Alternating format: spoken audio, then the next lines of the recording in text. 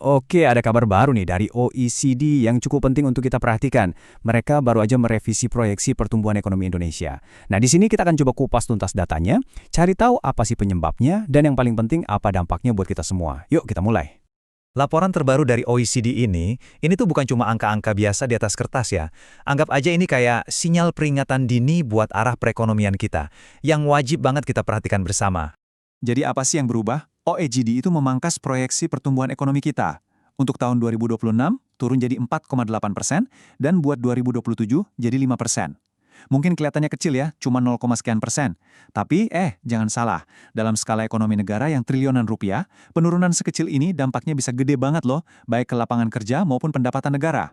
Terus, pertanyaannya, siapa di biang keladinya? Nah, yang menarik, jawabannya itu ternyata bukan dari dalam negeri.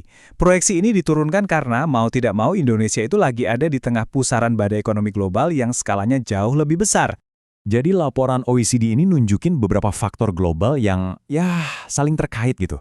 Ada konflik geopolitik yang bikin harga energi jadi naik, yang akhirnya bikin inflasi juga ikutan naik. Belum lagi kondisi keuangan global yang makin ketat dan permintaan barang dari seluruh dunia yang lagi lesu. Ini benar-benar kayak efek domino yang ujung-ujungnya kena juga ke ekonomi negara berkembang, termasuk ya Indonesia.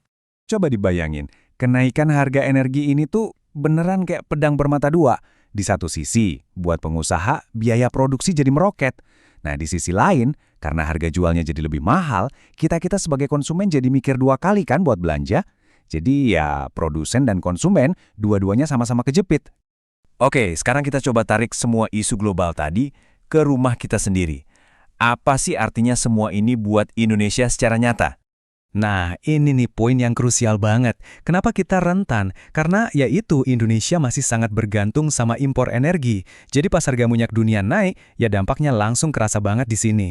Dan dampaknya itu langsung kena kedua sisi sekaligus. Pertama, daya beli kita sebagai masyarakat jadi turun. Kedua, para pengusaha lokal juga makin pusing karena margin keuntungan mereka makin tipis. Ini beneran tekanan ganda yang langsung menghantam jantung ekonomi kita. Dan sejalan dengan itu semua, OECD juga merevisi proyeksi inflasi kita. Naik jadi 3,4% buat tahun 2026, yang sebelumnya cuma 3,1%. Artinya apa? Ya artinya harga barang-barang bakal naik lebih cepat dari yang kita kira. Dan nilai uang di dompet kita, ya makin terasa berkurang. Nah, disinilah ceritanya jadi makin menarik. Ternyata ada perbedaan yang cukup jauh nih antara proyeksi dari lembaga internasional sama target yang bisa dibilang cukup optimis dari pemerintah kita sendiri. Yuk kita lihat bedanya. Coba lihat deh bedanya. OECD bilang 4,8%, tapi target APBN kita itu 5,4%. Bahkan ada harapan bisa sampai 5,6%. Wah, ini kan selisihnya lumayan jauh ya.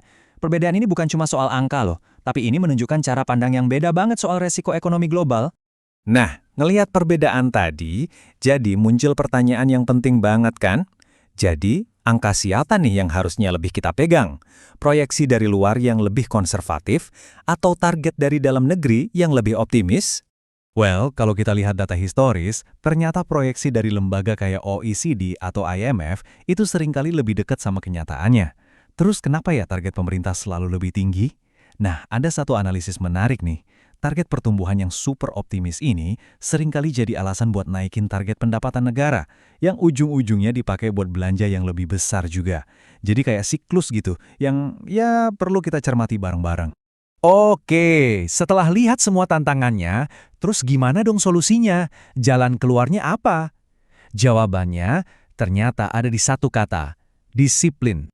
Kebijakan fiskal yang prudent, mungkin kedengarannya teknis banget ya, tapi intinya simpel kok. Ini tuh soal gimana cara kita mengelola anggaran negara dengan cermat, hati-hati, dan efisien. Tujuannya ya buat mastiin ekonomi kita stabil dalam jangka panjang. Artinya apa? Ya artinya sekarang ini momen yang pas banget buat pemerintah untuk ibaratnya mengencangkan ikat pinggang. Setiap pos belanja negara itu harus dievaluasi ulang dari nol. Terus fokusin pengeluaran ke hal-hal yang benar-benar ngefek buat naikin daya beli dan pertumbuhan. Dan yang paling penting, ya stop semua belanja yang nggak efisien atau boros.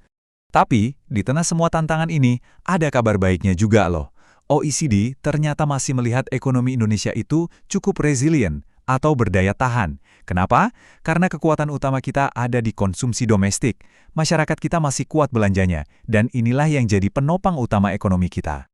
Tapi ada satu hal yang penting banget buat kita ingat. Resiliensi ini adalah sebuah pujian, bukan jaminan.